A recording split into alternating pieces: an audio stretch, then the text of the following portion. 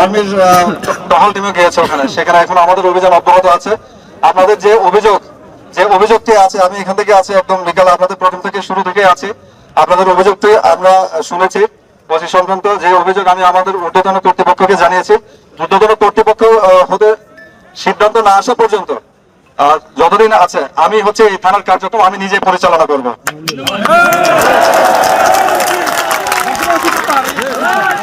আমি নিজে circle SP এই থানার কার্যক্রম পরিচালনা করব। আশা করি কোন নিরপেক্ষহীনতার যে অভিযোগগুলো উঠছে সেই অভিযোগগুলো আর উঠবে না।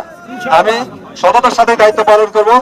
বাংলাদেশের যে একটা আমাদের পুলিশ বাহিনী যে গৌরবোজ্জ্বল ভাবমূর্তি ছিল, আমরা একটা সুষ্ঠু নির্বাচন উপহার দিতে পারবো বহরমপুরবাসীকে। অন্যায় করার কোনো সাহস পাবে না, মানুষ নির্বিঘ্নে ভোট দিতে পারবে। কেউ যদি কাউকে ভোট দিতে বাধা দেয় তাহলে তার অবস্থা ওই দিন আমরা কি হবে সেটা সে নিজেই জানবে না।